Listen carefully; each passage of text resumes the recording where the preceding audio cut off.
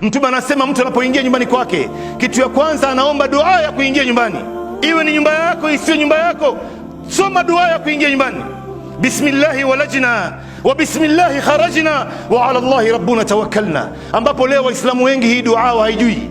Mtu anaingia ndani ya nyumba, anaingia bila dua, anaingia bila salam, anaingia na sheitan ndani ya nyumba, yeye mwenyewe hana habari. Lakini unaposoma hii dua ukaingia na assalamu alaikum, sheitani wote wanabakia nje, na kama wako ndani ya nyumba watatoroka, wataenda zao nje.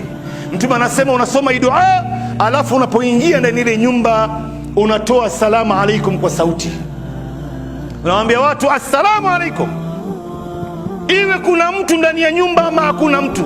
Mtume anasema toa assalamu alaikum kwa sauti.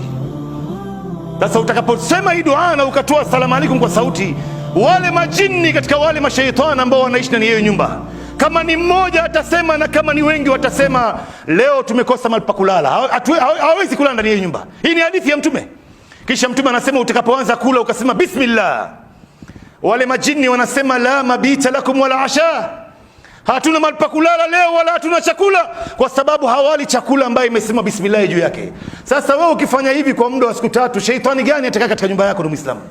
Je, ukifanya mwaka nzima?